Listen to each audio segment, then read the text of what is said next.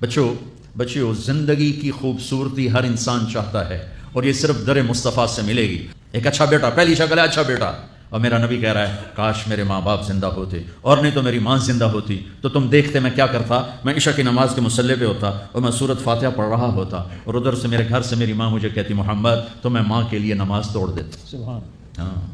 میں ماں کے لیے نماز توڑ دیتا۔ اور میرے نبی سے پوچھا گیا یا رسول اللہ قیامت کب آئے گی؟ یہ بچیاں غور سے سنیں، سارے سنو پر یہ خاص طور سے سنیں۔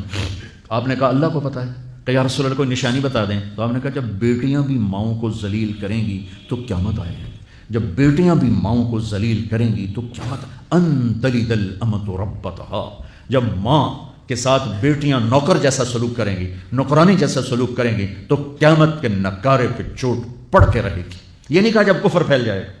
اور جب اسلام مٹ جائے گا، اس حالانکہ قیامت اس وقت آئے گی جب دنیا میں ایک مسلمان باقی نہیں رہے گا۔ یہ واقعہ کی سنگینی کو بتانے کے لیے فرمایا جب ماؤں کو ذلیل کیا جائے گا قیامت آ جائے گی۔ میرے نبی نے فرمایا عمر تیرے دور میں ایک شخص آئے گا اویس، اس کا قبیلہ ہوگا مراد، آگے سب کاسٹ ہوگی قرن، اویس بن عامر، اسے دعا کروانا، وہ کالے رنگ کا ہوگا، چھوٹے قد کا ہوگا، اور اس سے دعا کروانا، دعا تو بھی کروانا، علی تو بھی کروانا، علی اور عمر، اویس ان کے لیے دعا کریں۔ انہوں نے پوچھا کیوں؟ کہا اس نے ماں کی خدمت کر کے اللہ کو اتنا راضی کر دیا ہے، جب وہ ہاتھ اٹھاتا ہے اللہ خالی نہیں لوٹاتا۔ اللہ کی قسم عمر و علی کو اویس کی دعا کی ضرورت نہیں تھی، امت کو پیغام دینا تھا کہ مائیں ذلیل ہو رہی ہیں آج، اور باپ جوان اولاد سے چھپتے پھر رہے ہیں، تو میرے رب میرے نبی نے یہ آگے پیغام دینا تھا کہ نبی ہو کر رسول ہو کر کہہ رہے ہیں کاش ماں ہوتی تو میں اس کے لیے نماز توڑ دیتا۔ آپ کو 8 عورتوں نے دودھ پلایا والدہ سمیت، ان میں ایک ام ایمن بھی ہیں، آپ کے والد کی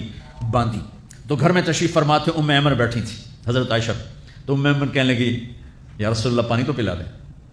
تو اللہ کے نبی ایک دم اٹھے، تو حضرت عائشہ ناراض ہو گئی، ام ایمن اللہ کے رسول کو کہتی پانی پلا، تو اور کیوں نہ کہوں میرا بیٹا ہے میں نے دودھ پلایا ہے۔ تو حضرت میرے نبی نے کہا ہاں ہاں عائشہ یہ میری ماں ہے، اس کا میں نے دودھ پیا ہے۔ آپ اٹھے، گھڑے میں سے پانی بھر کے یوں دونوں ہاتھوں سے حضرت ام ایمن کو پیش کیا جو حبشی باندھی تھی، چونکہ دودھ پیا ہے تو ماں کا لفظ صادق آ گیا، تو بجائے اس کے کہ برا مناتے آپ خادم بن کے اپنی ماں کو دودھ پلانے والی ماں کو آپ نے، حضرت حلیمہ سعدیہ تشریف لائیں، آپ نے اپنی چادر بچھا کر اس کے اوپر بٹھایا۔ ہمیں پیغام دینا تھا، آنے والے زمانوں میں یہ ہونا تھا۔ سبحان اللہ۔ امام ابو حنیفہ کا نام تو سب کو معلوم ہے نا، ایک اور عالم بتاتا ہوں، عبد الرحمن بن ابی لیلہ، ان میں علمی کھٹ پٹ تھی بہت زیادہ، آپس میں بنتی نہیں تھی، تو ابو حنیفہ جیسی ہستی جن کے کروڑوں فالوور آج ہیں، ان کی ماں کہتی نعمان یہ مسئلہ ہے جا کے عبد الرحمن سے پوچھ کے آ۔ زندگی میں ایک دفعہ نہیں کہا ماں جی میں اس کو بڑا عالم ہے میرے کو پوچھ لو، کہا اچھا ماں جی، اپنی چادر اٹھاتے اور پہنچ جاتے دروازے پہ دستک دے کے بھائی مجھے میری اماں نے بھیجا ہے آپ اس پہ فتویٰ، حالانکہ ان کی اپنی رائے اس کے خلاف ہوتی تھی، لیکن ماں کے احترام میں جا کر ان سے مسئلہ پوچھتے جن سے روزانہ مناظرہ ہوتا تھا، روزانہ کھٹ پٹ ہوتی تھی علمی، ماں نے کہہ دیا جا کر ان سے پوچھ کے آتے تھے، اپنی اتنی بڑی علمی قدر و منزلت کو ایک طرف رکھ دیتے تھے، نہیں میری ماں نے مجھے کہا ہے۔ تو آپ سب نوجوان ہو، ماں باپ زندہ ہیں تو ان کی دعا لو، آہ نہ لو دعا لو۔